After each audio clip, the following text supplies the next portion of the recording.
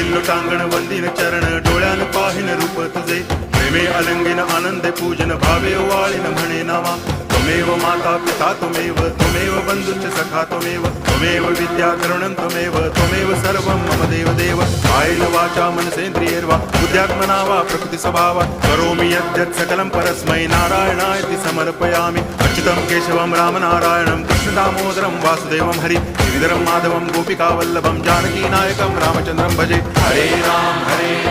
Ram Ram Hare Hare Hare Krishna